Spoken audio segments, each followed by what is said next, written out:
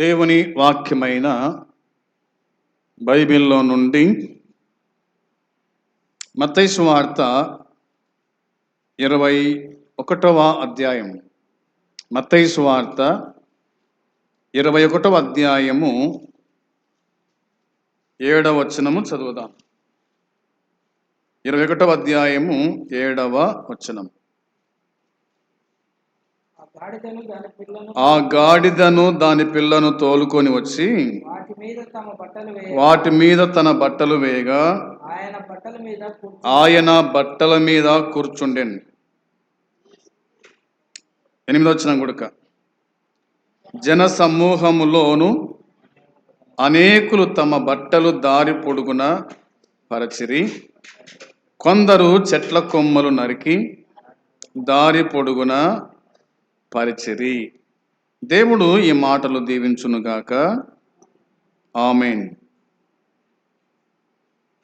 మత్తయి సువార్త 21వ అధ్యాయము. యెరూషలేములో యేసు ప్రభు జయప్రవేశం. యెరూషలేములో యేసు ప్రభు జయప్రవేశం. ఆయన యెరూషలేములో ప్రవేశింపబోతున్నాడు. అంటే ఇంతకుముందు ప్రవేశించలేడా? ఇంతకుముందు యెరూషలేములోనికి వెళ్ళలేడా? వెళ్ళాడు. చాలా సందర్భాల్లో వెళ్ళాడు. కానీ ఈ దినము ప్రత్యేకించబడిన దినము. ఈ దినమును ఏమంటారు? ఈ ఆదివారం ఏమంటారు? మట్టల ఆదివారం అని అంటారు. మరి సరే, కాబట్టి ఆయన ఈ దినమందు ప్రత్యేకంగా మరలా యెరూషలేములో ఆయన ప్రవేశింపబోతున్నాడు అనేది వాక్యం చెబుతుంది. వచనం 1 చూడండి. 21వ అధ్యాయము 1వ వచనం చదువుదాం. తరువాత యెరూషలేమునకు సమీపించి ఒలీవ చెట్ల కొండ దగ్గర ఉన్న బెత్ఫగేకు వచ్చినప్పుడు యేసు తన శిష్యులలో 2 చూచి, మీ ఎదుటనున్న గ్రామమునకు వెళ్ళండి, వెళ్ళగానే కట్టబడి ఉన్న ఒక గాడిదయు దానితో ఉన్న ఒక గాడిద పిల్లయు మీకు కనబడును, వాటిని విప్పి నా యొద్దకు తోలుకొని రండి అన్నాడు. యేసు ప్రభు ఆయన మాట్లాడుతున్నాడు శిష్యులతో.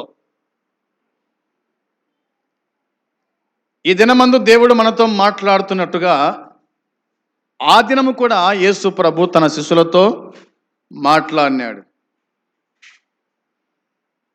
ఆయన వచ్చిన ఊరేమిటి? లేదా ఆయన యెరూషలేమునకు సమీపించి ఒలీవ చెట్ల కొండ దగ్గర ఉన్న బెత్ఫగేకు వచ్చినప్పుడు యేసు తన శిష్యులతో అంటున్నాడు. తన శిష్యుల 2 చూసినాడు. ఇట్లా అంటున్నాడు, మీ ఎదుటనున్న గ్రామమునకు వెళ్ళండి అన్నాడు. మీ ఎదుట ఉన్న గ్రామానికి వెళ్ళండి అన్నాడు.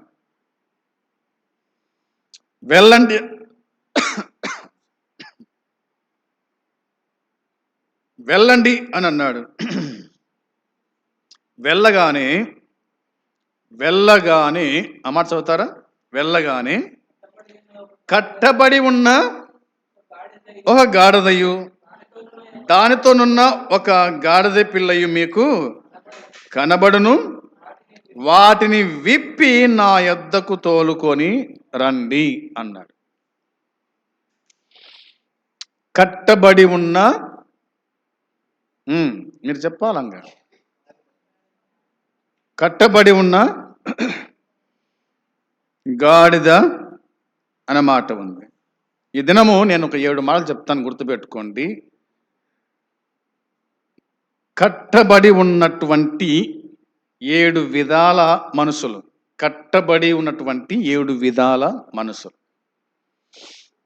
ఒకటవది రాయండి.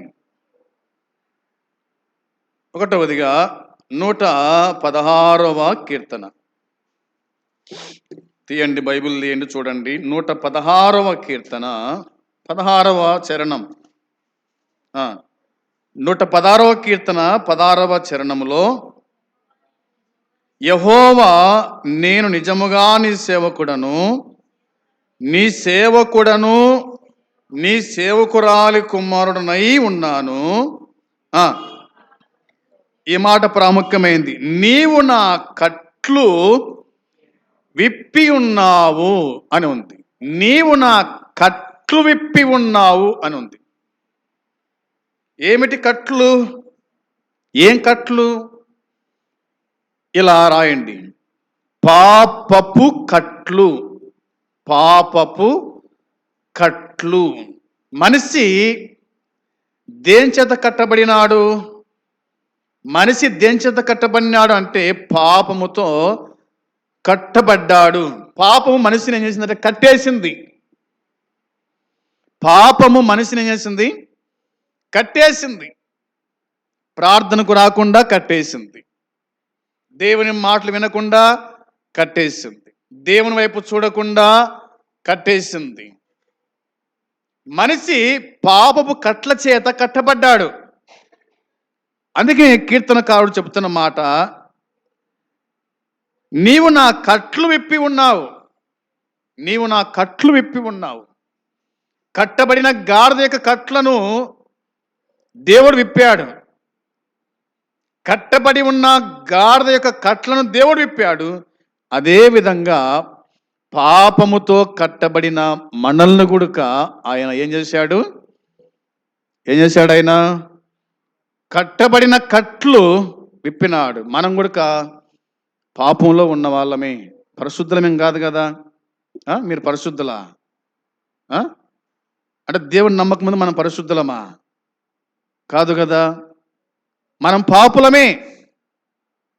పాపులమైన మనల్ని దేవుడు ఏం చేసినాడు? పరిశుద్ధులుగా చేసినాడు, మార్చినాడు. అంటే మన కట్లను ఆయన ఏం చేసినాడు? విప్పేసినాడు. మన కట్లు ఆయన విప్పినాడు అని దేవుని వాక్యమైన బైబిల్ మనకు చెప్తూ ఉంది. అదే కోణములో ఇక్కడ ఈ కీర్తనకారుడు చెప్తున్న మాటనంటే, యెహోవా, నేను నిజముగా నీ సేవకుణ్ణి అని అన్నాడు. నీ సేవకురాలి కుమారుడనై ఉన్నాను. నీవు నా కట్లు విప్పి ఉన్నావు అని దేవుని వాక్యం చెబుతుంది. ఒకటవదిగా పాపపు కట్లు ఆయన విప్పినాడు. రెండవది రాయండి. రెండవదిగా లూకాసు వార్త 13వ అధ్యాయము 16వ వచనం. లూకాసు వార్త 13వ అధ్యాయము 16వ వచనం చదవాల. 13వ అధ్యాయము 16వ వచనం. ఇదిగో 18 ఏండ్ల నుండి సాతాను బంధించిన అబ్రహాము కుమార్తె అయిన ఈమెను విశ్రాంతి దినమందు ఈ కట్ల నుండి విడిపింపదగదా అని అతనితో చెప్పెను అనే మాట ఉంది. అబ్రహాము కుమార్తెనంట ఈమె. ఎవరంటే ఈమె? అబ్రహాము కుమార్తె. దేంతో కట్టబడింది?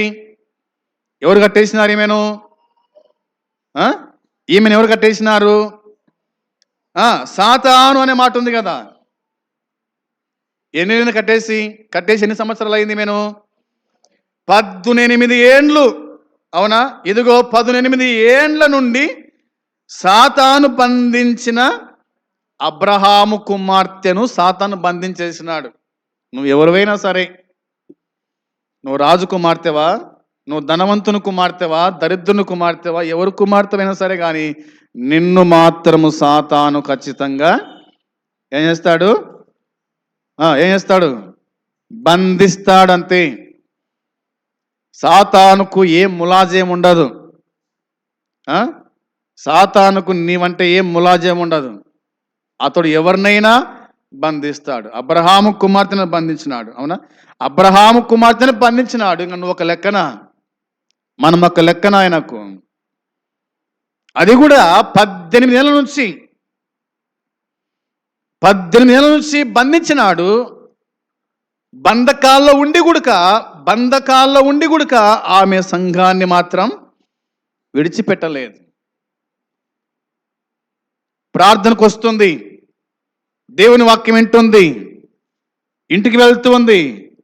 1 సంవత్సరం కాదు, 2 ఏళ్ళు కాదు, 10 ఏళ్ళు కాదు, 16 ఏళ్ళు కాదు, 18 సంవత్సరాల నుంచి దేవుని మందిరానికి వస్తూ ఉంది. ఎందుకోసం వస్తుంది? ఎందుకోసం వస్తుంది ఆమె? ఆ కట్ల నుండి విడిపించబడాలని. ఈమె సంగతి ఏమిటో వాక్యం చెబుతుంది. ఈమె సంగతి ఏమిటి అసలు?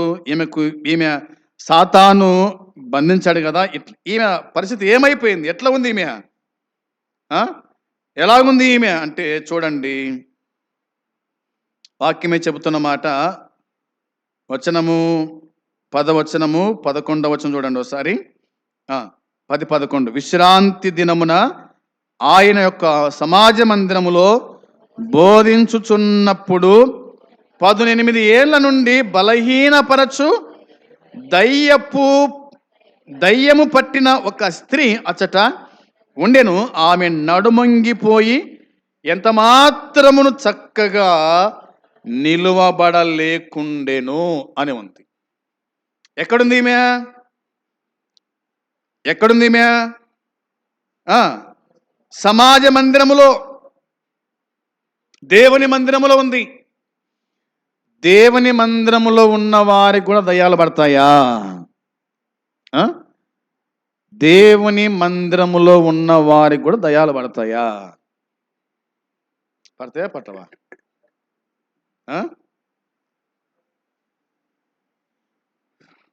పడతాయా పట్టవా? అంటే బయట పట్టింటుంది కానీ లోపలికి వచ్చింటారు అంతే. బయట పడుతుంది దయ్యము, లోపలికి వచ్చింది. ఇంకా కొందరికి నిద్ర దయ్యం పట్టింటుంది. వచనాల నుంచి కూడా వచనాల నుంచి ఏం చేస్తారు? మందిరంలో నిద్రపోతూనే ఉంటారు. నిద్ర దయ్యం పట్టింది. కొంతమంది వచనాల నుంచి ఆవలిస్తూనే ఉంటారు. ఏ దయ్యం అది? ఆవలింపుల దయ్యం. అవునా? నిద్ర దయ్యము. ఎప్పుడైతే మనకు ఆవలింపులు వచ్చినాయో వెంటనే ఏమొస్తుంది? నిద్ర దయ్యం కూడా వెంటనే వస్తుంది. అప్పుడు దేవుని వాక్యం వినకుండా చేసిందంటే ఆవలింపులు. రెండవది నిద్ర. నిద్ర వచ్చినట్టు ఏం చేస్తా అంటే గోడ కానుకుంటారు. అవునా? గోడ కానుకుంటారు. గోడ సపోర్ట్ అన్నమాట మనకు. అది ఇంకా దేనికి? నిద్రకు గోడ సపోర్ట్. అది ఇంకా ఏం చెప్తున్నాడో ఏమి లేదో తెలియదు. అందరూ ఆమెనంటాం అంతే. ఇంకా అయిపోయా. అంటే మధ్యన ఏం చెప్పినాడు, ఎవరి గురించి చెప్పినాడు, ఇవన్నీ కూడా ఏమి అర్థం కాని పరిస్థితి. కాబట్టి కొంతమందికి నిద్రదయ్యాము, కొంతమందికి ఏం పడతాయంటే ఇంకా పడతాయి అన్నీ, ఇంకా లేనిపోని వల్ల కదా. సరే, ఏదేమైనా కానీ ఈమెకు దయ్యం పట్టింది. ఏమి ఎక్కడుంది? సమాజ మందిరంలోనే ఉంది. అవునా? పట్టి ఎన్నేళ్ళు అయింది? 18 ఏళ్ళు, 18 ఏళ్ళు అయింది. ఈమె శరీరం బలహీనమైపోయింది, దయ్యం పట్టింది అనే మాట ఉంది. అవునా? దయ్యం ఏం చేసిందంటే ఆమెను వంచేసిందంట. దయ్యం ఏం చేసింది? ఆమెను వంచేసింది. చక్కగా ఉన్నామే, ఇప్పుడు ఏమైపోయింది? ఇట్లా వంగిపోయింది. ఇలా వంగిపోయిన వాళ్ళు నడుస్తారా అంటే నడవలేరు. వాళ్ళకి ఏం కావాలి? సపోర్ట్గా కట్టె కావాలా వాళ్ళకు. అవునా? కట్టె ఉంటే నడుస్తారు, లేకపోతే అట్లే ముందరనే పడతారు. అంతేగా. కట్టె లేకపోతే అలానే ముందర పడతారు. కట్టె ఉంటే కనుక ఆ సపోర్ట్ మీద నడుస్తారు. ఆమె అట్లా దేవుని మందిరానికి ఆమె వచ్చిపోతుంది. ఎందుకు వస్తారు దేవుని మందిరానికి? దేవుని మందిరానికి ఇలాంటి వాళ్ళంటే స్వస్థత కోసం వస్తారు. అవునా? సరే, 1 సంవత్సరం వచ్చింది, పోలే. 2 ఏళ్ళు వచ్చింది, పోలే, మానుకోయిందా? 3 ఏళ్ళు వచ్చింది, పోలే, మానుకోయిందా? 10 ఏళ్ళు అయింది, పోలే, మానుకోయిందా? 18 ఏళ్ళు అయింది, పోలే, మానుకోయింది. ఆమె మానుకోలేదు, వస్తూనే ఉంది. ఏనాడో ఒకనాడు నాకు విడుదల కలగకపోతుందా అనుకొని ఆమె విశ్వాసముతో మందిరానికి వస్తూ ఉంది. ఇప్పుడు ఏమైంది పరిస్థితి? ఈ దినం ఏమైంది పరిస్థితి అంటే ఈ దినం ఏ దినం అని చెప్పుకున్నాం మనము? ఏ ఆదివారము అని చెప్పుకున్నాం కదా. సరే, మంచిది. ఈ దినమున ఆమెకి ఏం కలిగింది?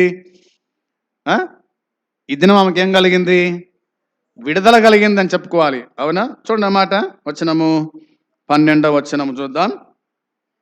యేసు ఆమెను చూచి రమ్మని పిలిచి, అమ్మా, నీ బలహీనత నుండి విడుదల పొంది ఉన్నావని ఆమెతో చెప్పి ఆమె మీద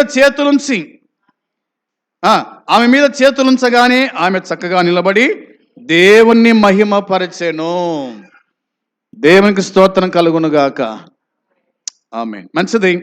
వాక్యం చెబుతుంది, యేసు ఆమెను చూచినాడు. అంటే 18 ఏళ్ళ నుంచి ఆమెను చూసిలేడా దేవుడు? 18 ఏళ్ళ నుంచి ఆమెను చూసిలేడా దేవుడు? అంటే చూసినాడు. కానీ ఏనాడు విడుదల కావాలనో, ఏనాడు ఆ కట్ల నుంచి విడిపించబడాలనో అది దేవునికి బాగా తెలుసు. ఇంతకు ఈమెకు ఓపిక ఉందా లేదా అది చూస్తాడు ముందు. అవునా? ఇంతకు ఈమెకు ఓపిక ఉందా లేదా, ఈమె ప్రార్థనకు వచ్చదా లేదా అని చూస్తాడు. ఈనాడు దయాలు పట్టిన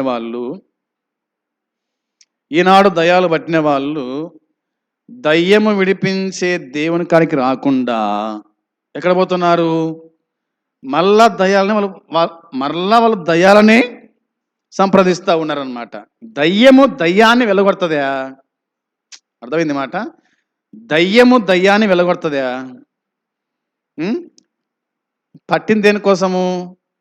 తనతో స్నేహం చేయడానికి పట్టింది. అది ఇంకా పోతుందా? పోదు. కాబట్టి ఈమె సరైనటువంటి దేవుణ్ణి అనుసరిస్తూ ఉంది. అయితే దేవుడు కూడా కొన్ని సందర్భాలలో మన ఓపిక చూస్తాడు, మన సహనం చూస్తాడు. మనకెంత సహనం ఉందో, మనకెంత ఓర్పు ఉందో ఇవన్నీ చూస్తాడు. మనమేమో తట్టుకలేక సంవత్సరం అయిందబ్బా ప్రార్థన కాబట్టి ఇదేం పోవడంలే అని వేరే దారి మనము చూసుకుంటాం. అవునా కదా? ఆ దారికి పోతాము, ఆ దారిలో కాలే ఇంకొక దారికి పోతాము, ఇంకొక దారిలో కాలే ఆడ తయత కడుతుంటే ఆడికి పోతాం, ఈడ ఊది పెడుతుంటే ఈడికి పోతాం, ఇట్లా తిరుగుతూ ఉంటాం. కానీ పోదు. ఎక్కడికి రావాలనో అక్కడికి వస్తే తప్ప అది నిన్ను విడవదు, నిన్ను నిద్రపోనీయదు. అవునా? నిన్ను సరిగ్గా తిననీయదు, నీకు విశ్రాంతి లేకుండా చేస్తూ ఉంది. ఇవన్నీ కూడా మనకు తెలిసి కూడా మనం కొన్ని సందర్భాల్లో అట్లా వెళ్తూ ఉంటాం. 18 ఏళ్ళు పట్టింది, అయినా ఆమె మాత్రం చర్చిని విడవలేదు. ఇప్పుడు యేసుక్రీస్తు వచ్చినాడు. వచ్చేయమంటున్నాడు, అమ్మా, ఆమెను చూచి రమ్మని పిలిచి, అమ్మా, నీ బలహీనత నుండి విడుదల పొంది ఉన్నావని ఆమెతో చెప్పి ఆమె మీద చేతులుంచగానే ఆమె చక్కగా నిలువబడి దేవుణ్ణి మహిమ పరిచింది. ఆమె చక్కగా నిలబడింది. ఇంకా ఆయన చేతులుంచగానే ఆమె బలహీనత అంతా తొలగిపోయింది. ఆమె మామూలు మనిషి అయిపోయింది. ఇప్పుడు దేవుణ్ణి ఆమె మహిమ పరుస్తుంది. దేవుణ్ణి మహిమపరచెను అని వ్రాయబడింది.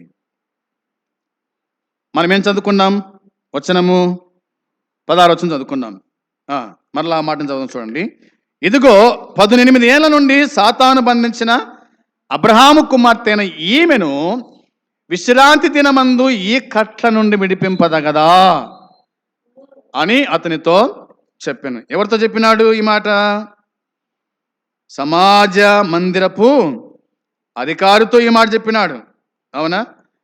ఇప్పుడు మందిరములో ఆమె బాగుపడిన తర్వాత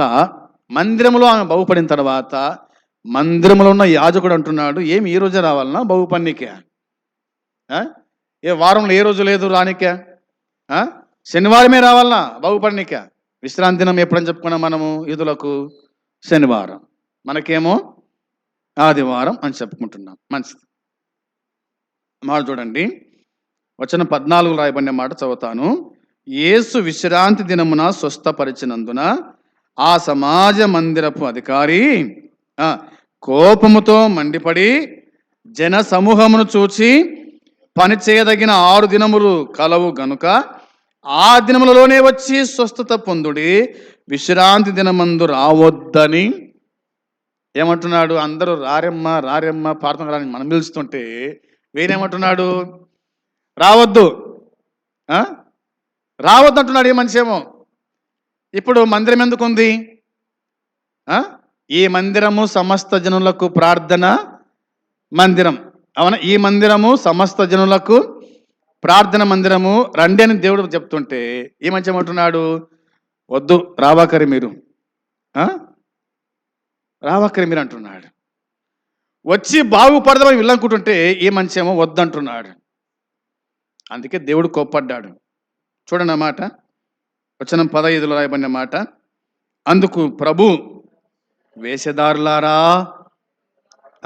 అందుకు ప్రభు అంటున్నాడు, వేషధారులారా, మీలో ప్రతివాడు విశ్రాంతి దినమున తన ఎద్దైనను గాడిదైనను గాడి ఎద్ద నుండి విప్పి తోలుకొని పోయి నీళ్లు పెట్టును కదా, అవునా?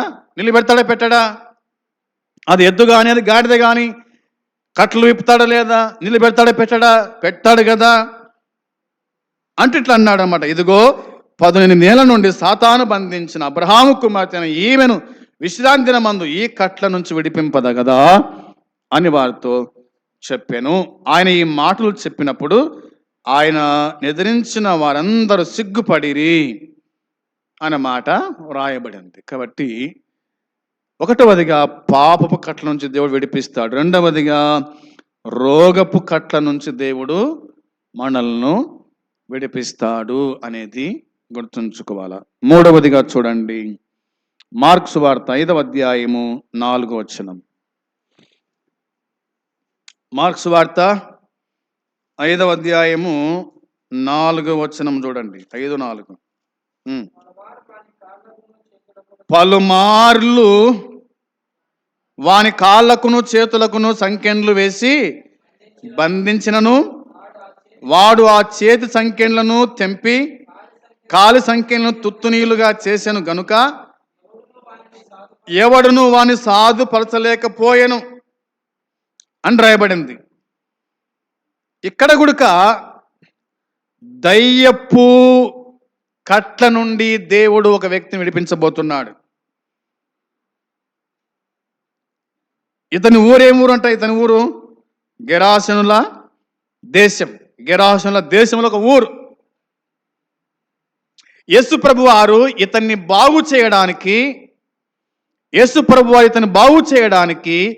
సముద్రపు ఆ కొన నుంచి సముద్రపు ఈ కొన వరకు ఆయన ఓడలో ప్రయాణం చేసి వచ్చినాడు. ఇప్పుడు ఈ భూమి మీద భూమి ఎక్కువ ఉందా, సముద్రం ఎక్కువ ఉందా? భూమి ఎక్కువ ఉందా, సముద్రం ఎక్కువ ఉందా? ఎంత ఉంది భూమి? 3 భాగాలు నీళ్ళుంటే ఈ భూమి, 3 భాగాలు నీళ్ళుంటే ఒక భాగం మాత్రమే భూమి ఉంది. 3 భాగాలు నీళ్ళు ఉన్నాయి, ఒక భాగం మాత్రం నీళ్ళు ఉన్నాయి. భూమి ఉంది. ఇప్పుడు 3 భాగాలు నీళ్ళు అంటే కనుక సముద్రం పెద్దది, అవునా? సముద్రము పెద్దది, భూమి చిన్నది. భూమి చిన్నది, సముద్రం మాత్రం పెద్దది. ఆది కాండము 1వ అధ్యాయంలో దేవుని ఆత్మ జలముల మీద అల్లాడుచు ఉండెను. అంటే ఈ భూమి అంతా ఏమున్నాయి? నీళ్ళే, భూమి లేదు. మొత్తం నీళ్ళే ఉన్నాయి, భూమి లేదు. కానీ దేవుడు భూమి కలుగును నాకంటే భూమి కలిగింది. అది కూడా ఏంది? పౌల భాగమే. రూపాయిలో పౌల భాగం మాత్రమే భూమి, ముక్కాల భాగం అంతా కూడా నీళ్ళే ఉన్నాయి. సరే, ఒక వ్యక్తిని రక్షించడానికి సముద్రము ఆ ఒడ్డు నుంచి సముద్రపు ఈ ఒడ్డు వరకు ఆయన వచ్చినాడు. అంటే ఒక్క ఆత్మ యొక్క విలువ ఎంత గొప్పదో దేవునికి తెలుసు. నీ పట్ల దేవునికి ఎంత ప్రేమ ఉందో ఆయనకు తెలుసు. అందుకనే నశించిన దానిని వెతికి రక్షించుటకు యేసుక్రీస్తు ఈ లోకానికి వచ్చినాడు. నశించిన దానిని అంటే జక్కయ్య లాంటి ఒక వ్యక్తిని రక్షించడానికి ఆయన ఈ భూమి మీదకి వచ్చినాడు. అదే కోణంలో నన్ను రక్షించడానికి ఆయన ఈ భూమి మీదకి వచ్చినాడు. ఇతనికి దయ్యం పట్టిందంట. దయ్యం కాదు ఇతనికి పట్టినది, దయ్యాలు పట్టినాయి. ఏం పట్టినాయి? దయ్యాలు పట్టినాయి. ఎన్ని దయ్యాలు పట్టినాయి? మామూలుగా మనిషికి ఎన్ని దయ్యాలు పడతాయి? ఒకటి పడితేనే తబ్బిబ్బులు అవుతుంటారు మనుషులు. 2 పట్టినాయి అనుకో కొంచెం పెరుగుతుంది, 3 పడితే ఇంకా పెరుగుతుంది, 10 పట్టినాయి అనుకో ఇంకా పెరుగుతుంది. ఇతనికి 10 కాదు. ఎన్ని పట్టినాయి ఇతనికి? 2000 సంఖ్య అని ఉంది. ఎంత ఉంది? 2000 సంఖ్య అని ఉంది. అంటే ఇతనికి పట్టిన దయ్యాలన్నీ దేవుడు విడిపించగా 2000 పందుల్లోకి జొరబడినాయంట. ఆ 2000 పందులు కలిసి సముద్రంలోకి వెళ్ళి ఊపిరి తిరగక చచ్చిపోయినాయి. ఇంకా ఇతని పరిస్థితి ఎట్టుందో చూడండి. ఇతన్ని బంధించడానికి, ఇతన్ని సాధుపరచడానికి ఆ ఊర్లో ఉన్న వారంతా, ఆ ఊర్లో ఉన్న పోలీసులేమి, ఆ జిల్లాలో ఆ రాష్ట్రంలో పోలీసులు అందరూ కూడా వచ్చి కాళ్ళకు చేతులకు బేడీలు వేసిన కానీ ఏం చేస్తున్నాడు? తాను ఒక దారం ఎట్లా మనం తెంపుతామో, దారాన్ని మనం అట్లా తెంపుతామో ఆ బేడీలను, ఆ సంఖ్యలను అట్లా తెంపేస్తున్నాడంట. అదే మాట మనం చదువుకున్నాం కదా. 4వ వచనంలో ఏముంది ఆ మాట? 5:4లో పలుమార్లు వాని కాళ్ళకు చేతులకు సంఖ్యలు వేసి బంధించినను వాడు ఆ చేతి సంఖ్యలను తెంపి కాలు సంఖ్యలను తుత్తునీయులుగా. అంటే అర్థం ఏమిటి? తుత్తునీయులు అంటే దాన్ని మనం ఏ విధంగా నలుపుతామో ఒక పురుగును, అట్లా అంటే దాన్ని పొడి చేస్తున్నాడు. దాన్ని ఆ సంఖ్యలను తాను పొడి చేసేస్తున్నాడు. అంటే ఇంక ఎన్ని దయ్యాలు ఉంటే అట్లా చేస్తాయి చెప్పండి. అందుకోసమే 2000 సంఖ్య అన్నమాట మనకు కనిపిస్తుంది. సో ఆ మాట చూడండి 5వ వచనంలో. చదువుదాం 5వ వచనంలో. వాడు ఎల్లప్పుడూ రాత్రింబగళ్ళు సమాధుల్లోను కొండలలోను కేకలు వేయచ్చు తను తాను గాయపరుకొంచు ఉండెను. వాడు దూరం నుండి యేసును చూసి పరిగెత్తుకొని వచ్చి ఆయనకు నమస్కారము చేసి, యేసు, సర్వోన్నతుడైన దేవుని కుమారుడా, నాతో నీకేమి?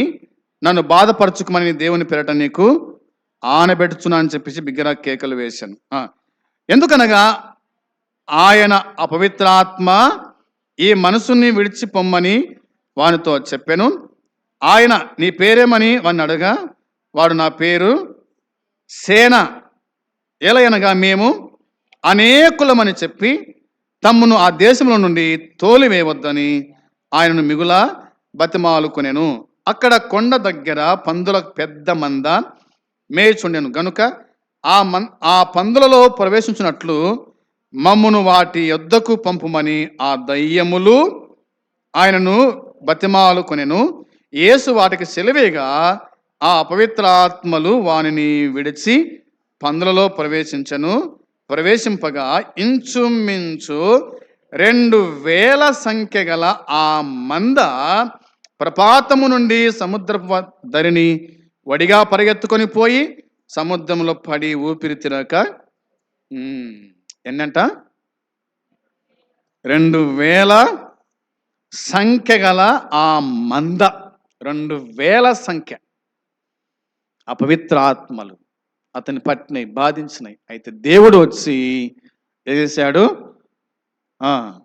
దయ్యపు కట్లను విడిపించినాడు, అతన్ని విడిపించినాడు. అది మనకు అర్థమవుతుంది. 1వదిగా పాపపు కట్ట నుంచి విడిపించాడు, 2వదిగా రోగము నుంచి విడిపించాడు, 3వ దయ్యము నుంచి విడిపించినాడు. 4వది చూడండి, 4వది న్యాయాధిపతుల గ్రంథము 16వ అధ్యాయం.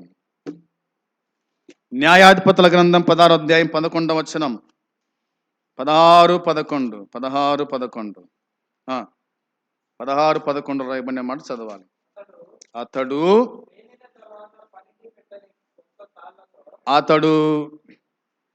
పెనిన తర్వాత పనికి పెట్టని క్రొత్త తాళ్లతో నన్ను బాగుగా బంధించిన ఎడల నేను బలహీనుడనై సామాన్య మనుషులలో ఒకని వలె అవుదునని ఆమెతో చెప్పాను. ఇప్పుడు సంసోను ఏ కట్లలో ఉన్నాడు? సంసోను ఏ కట్లలో ఉన్నాడు చెప్తారా? కట్లు వ్యభిచారం అనే కట్లలో ఉన్నాడు. ఏ కట్లలో ఉన్నాడు? ఆ వ్యభిచారమైన కట్లలో ఉన్నాడు. ఒక వేషకాడికి పోయినాడు, వేషతో ఉన్నాడు. ఇప్పుడు ఏం కావాలంటే ఇప్పుడు తనకు విడుదల కావాలా? అవునా? తనకు విడుదల కావాలా? చాలా మంది ఈ కట్లలో కూడా ఉన్నారు, వ్యభిచారమైన కట్లలో ఉన్నారు. బంధించేసినాయి, ఆకర్షించింది పాపం, బంధించేసినాడు. ఇప్పుడు ఆమె చేతుల్లో ఉండి ఆమె అతని విసిగిస్తా ఉందన్నమాట. నేను ఎట్లా బంధించగలను, నువ్వెట్లా సామాన్యంగా అవుతావు? ఎందుకంటే సంసోను దేవుని ఆత్మ చేత ప్రేరేపించబడిన వాడు కాబట్టి ఇతడు ఒక దినమందు 300 నక్కలను పట్టుకొని ఒకదానితో ఒకటి ముడివేసి ఆ తోకల మధ్యలో దివిటి పెట్టి అలా వదిలేసినాడు అంతే. గోధుమ చేన్లు, ద్రాక్ష చేన్లు, ఒలీవ తోటలు అన్నీ కాలిపోయినాయి. ఇప్పుడు మనము ఒక నక్కను పట్టుకోలేం, అవునా? ఒక్క నక్కను పట్టుకోలేం మనం. ఇతడెట పట్టుకున్నాడు? 300 నక్కలు పట్టుకున్నాడంట. పట్టుకునేది కాకుండా ఒకదానితో ఒక్కొక్కటి కట్టేసినాడంట. దానికి నిప్పు పెట్టినాడంట, ఒక కోతి పెట్టి అంటించి పెట్టినాడు, ఇడిచిపెట్టినాడు అంతే చాలని. ఇంత బలాఢ్యుడు. రెండవదిగా గాడిద దవడ ఎముకతో 1000 మంది సర్దలను చంపినవాడు. అంత బలవంతుడు. వ్యభిచారం అనే కూపములో పడిపోయినాడు, కట్టేసింది అది, విడిపించుకోలేకున్నాడు. ఇప్పుడు చావడానికి సిద్ధపడ్డాడు. ప్రాణం విసికి చావగోరెను అని ఉంది. ప్రాణం విసికి చావగోరెను అంటే వ్యభిచారపు కూపములో పడిన వాడు చావడానికైనా సిద్ధపడతాడు. తన రహస్యాన్ని చెప్పినాడు. అర్థమవుతుంది కదా? దేవుడు విప్పుతాడు. అయితే దేవుని చరణ కోరితే గనక, ప్రభు యొద్దకు వస్తే గనక విప్పుతాడు. అందుకని వాక్యం చెబుతుంది, వేసే అయినా పరలోకం పోతుంది కానీ వేసేదారి మాత్రము పరలోకము పోడు అని. పాపక్షమాపణ పొంది మారు మనసు పొందితే ఆ వ్యక్తికి విడుదల కలుగుతుంది అనేది మనకు అర్థమవచ్చు ఉంది. ఐదవదిగా మనం ఆలోచన చేస్తే మార్క్స్ వార్త 11వ అధ్యాయము 2వ వచనం చూడండి.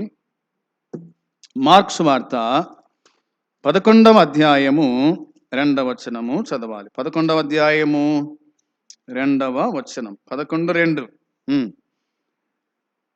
మీ ఎదుట ఉన్న గ్రామమునకు వెళ్ళుడి, అందులో మీరు ప్రవేశింపగానే కట్టబడి ఉన్న ఒక గాడిద పిల్ల కనబడును, దాని మీద ఏ మనుషుడును ఎప్పుడును కూర్చుండలేదు, దానిని విప్పి తోలుకొని రండి అన్నాడు. అంటే బానిసపు కట్ల నుండి అని రాసుకోండి. బానిసపు కట్ల నుండి దేవుడు మనల్ని విడిపిస్తాడు. బానిసలు ఏం చేస్తారు తెలుసా? బానిసలు యజమానుల కింద పనిచేస్తారు, అంతే కదా? బానిస ఏం చేస్తాడు? యజమాని కింద పనిచేయాల్సిందే. బానిస అంటే కొనబడినవాడు, బానిస అంటే కొనబడిన వాళ్ళు. ఈనాడు సంతలో ఏ విధంగా మరి ఎద్దులు కానీ, బర్రెలు కానీ, మేకలు కానీ, కోళ్ళు కానీ ఎట్లా అమ్ముతారో ఆ విధంగా ఆనాడు కూడా మనుషులను బానిసలుగా అమ్మేటువంటి వాళ్ళు. వారిని విడిపించాల్సింది ఎవరంటే యజమాని విడిపించాలా వాళ్ళను, అవునా?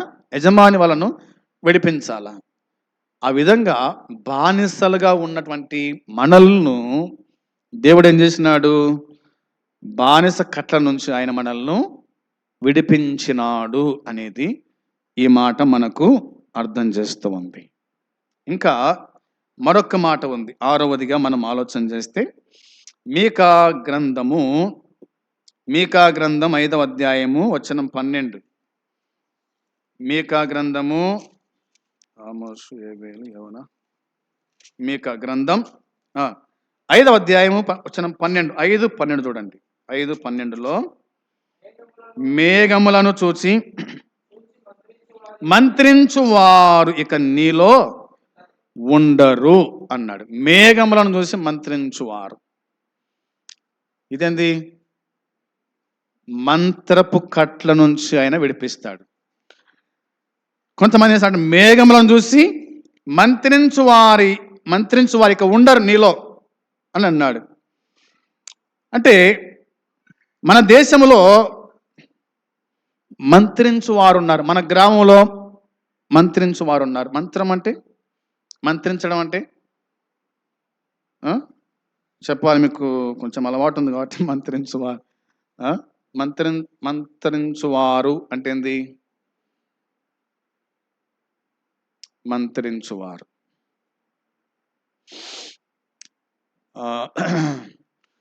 మామూలుగా జ్వరం వస్తే మనం ఏం చేయమంటాము? మనకు జ్వరం వచ్చింది, చర్చికి వచ్చినాం, మనం ఏం చేస్తామంటే చర్చ్ పాస్టర్ కాడికి పోయి అన్న ప్రార్థన చెయ్యి అంటాం. అంతే కదా, అన్న ప్రార్థన చేయి, జ్వరం వచ్చింది అంటాం. అయితే లోకస్తులు ఏమంటారంటే, ఒక మంత్రం చేయబ్బా, మంత్రించు అంటారు. మంత్రించడం అంటే ఇతన్ని ఉన్నటువంటి ఈ జ్వరాన్ని కానీ దీన్ని కానీ తొలగించు. ఇప్పుడు ఇలా చెప్పుకుందాం, లోకం ప్రకారంగా మనము ఒకవేళ దేవుని ఎరగని వాళ్ళు గుడికాడికి పోయి ఇతని పేరు మీద అర్చన చేయి, ఇతని పేరు మీద మంత్రించు అంటారు కదా, అట్లా అన్నమాట. కాబట్టి వాళ్ళు మంత్రించేటువంటి మంత్రం ఎవరికి అర్థం కాదు. అర్థమైందా? ఆ మాటలు అంతే ఉంటాయి అన్నమాట. అంటే ఎవరికి అర్థం కావు ఆ మాటలు. అయితే అదే సేవకుడు ప్రార్థన కనుక ఏమవుతుంది? అర్థమవుతుంది. అంటే తాను ఏ విధంగా మన కోసం ప్రార్థిస్తున్నాడు ఆ విషయం అర్థమవుతుంది అన్నమాట. అయితే ఇది మంత్రం అంటారనమాట. సరే, మంచిది.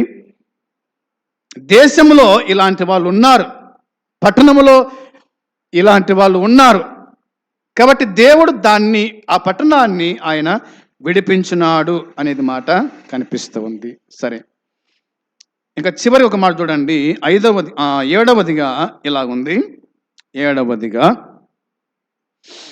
యోహాను సువార్త 11:44లో 11:44 చదవాలి. యోహాను సువార్త 11:44లో రాయబడిన మాట, చనిపోయిన వాడు కాళ్ళు చేతులు ప్రేత వస్త్రములతో కట్టబడిన వాడై వెలుపలికి వచ్చాను. అతని ముఖమునకు రుమాలు కట్టి ఉండెను. అంతటా యేసు, మీరు అతని కట్లు విప్పి పోనీయుడని వారితో చెప్పాను. 7వదిగా ఇట్లా రాసుకోండి, మరణపు కట్ల నుండి ఆయన విడిపిస్తాడు. 7వది ఏంది? మరణపు కట్ల నుంచి ఆయన మనల్ని విడిపిస్తాడు. మరణించిన వానికి ఏం చేస్తారు? ఇప్పుడంటే అన్ని 10 సార్లే, అవునా? ఇక్కడ కడతారు, ఇంటికాడ కడతారు.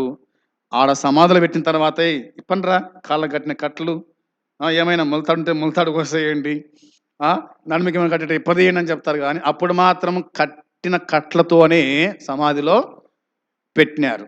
అంతే కదా. లాజరు చనిపోయిన తర్వాత లాజర్కి మొత్తం కట్టేసినారు కట్ల, అంత రుమాల నెత్తి కట్టేసినారు, నెత్తి నుంచి కాళ్ళ వరకు మొత్తం కట్టేసినారు. అదే కదా మీకు అర్థమైంది. మనకు 11:44లో ప్రభు ఏమంటున్నాడు? చనిపోయిన వాడు కాళ్ళు చేతులు ప్రేత వస్త్రముతో కట్టబడిన వాడై వెలుపలికి వచ్చినాడు. ఎటొచ్చినాడు వెలుపలికి? ఇప్పుడు కాళ్ళు కట్టేసినారు, చేతులు కట్టేసినారు. ఎటొచ్చినాడు బయటికి? తాను సమాధిలో నుంచి రాగలుగుతాడా? ఏమైనా ఎవరు కూడా వచ్చినాడు? అట్లా ఏమన్నా కాకి దగ్గరినట్టుగా అటు వచ్చినాడు ఏమన్నా? కాదు. సరే, ఇది చెప్పుకుందాంలే. ఒకవేళ సమాధిలో ఉన్నవాడి తాను ఇటు వచ్చింటాడు, ఎట్లా అంటే ఒకవేళ దొల్లుకుంటా రావడానికి వీలుంది, అవునా? సరే, మంచిది. ప్రభు ఏమన్నాడంటే, ఇట్లా చూడండి, ప్రభు ఏమన్నాడంటే ముందు అతని రుమాల ఇప్పండి అన్నాడు, అవునా? రుమాల ఇప్పండి అంటూ ఏమన్నాడంటే, ఇట్లా చూద్దాం,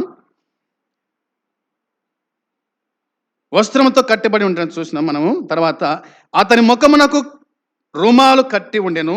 అంతటా యేసు అన్నాడు, మీరు అతని కట్లు విప్పి పోనీయండి అన్నాడు. కట్లు ఇప్పి పోనీయండి అని చెప్పినాడు. ఎందుకు పోనమని చెప్పినాడు? మళ్ళా కట్లు ఇప్పండి పోనీయమని చెప్పినాడు ఎందుకు? రమ్మని చెప్పకుండా, అంచుకు రామని చెప్పకుండా పోనీయండి అన్నాడు.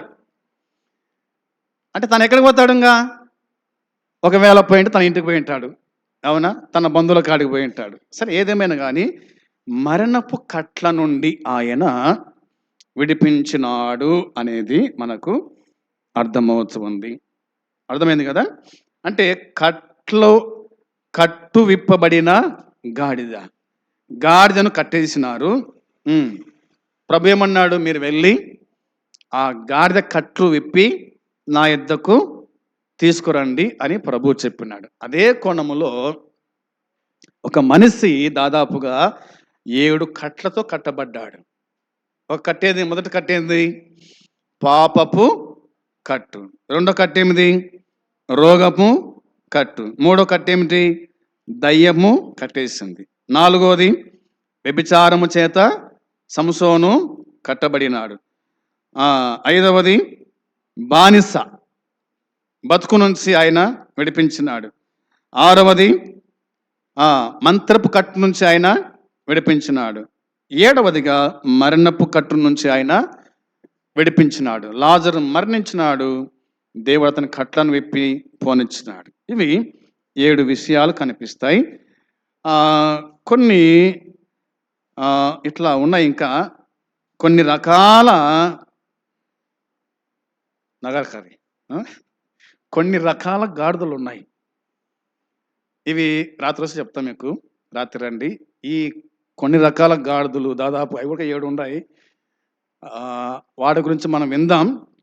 ఈ కట్ల నుంచి దేవుడే విడిపిస్తాడన్న సంగతి జ్ఞాపకం చేసుకుంటూ ముందుకు సాగుదాం. మంచిది. ఒకవేళ ఈ కట్లు నిన్ను బంధించి ఉంటే గినక, ఈ కట్లు నిన్ను బంధించి ఉంటే గినక యేసుక్రీస్తే ఆ కట్లను విప్పేది. ఆయన తప్ప ఎవరు విప్పడానికి వీలు లేదు, ఎవరు కూడా విప్పలేరు కూడా.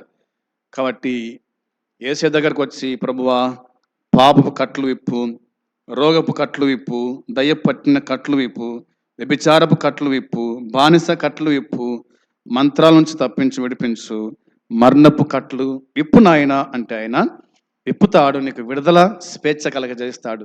నీవు సరిగా నడుస్తావు, దేవుని కాడికి చేరుతావు. అట్టి కృప దేవుడు మనకు అనుగ్రహించును గాక. ఆమేన్. ప్రార్థన చేద్దాం. ప్రేమగల తండ్రి, మీకు స్తోత్రం, స్తుతులు చెల్లిస్తున్నాము నాయన. ఈ దినమందు నీ వాక్యము మాకు వినిపింపజేశారు, అందుని బట్టి స్తోత్రాలు, స్తుతులు చెల్లిస్తున్నాము తండ్రి. ఇక్కడ చేరవచ్చిన వారిలో ఎవరు ఏ కట్లతో కట్టబడ్డారో, సాతాను ఎవరిని ఏ విధంగా బంధించి ఉందో వాటిని విడిపించే దేవుడవు నీవే. దేవా, కరుణించి కనికరించండి, మీ కాపుదల దయచేత్తని సహాయం చేయండి. పాప క్షమాపణ పొందుటకు, మారు మనసు పొందుటకు, నీ యొద్దకు రావడానికి నీ పిల్లలకు మీ కృపాను గురించి దర్శించుమని, మీరే కాపాడమని మీకు అప్పగించుకుంటూ యేసుక్రీస్తు పరిశుద్ధమైన నామమున ప్రార్థించి అడిగి స్తుతించి వేడుకుంటున్నాము తండ్రి.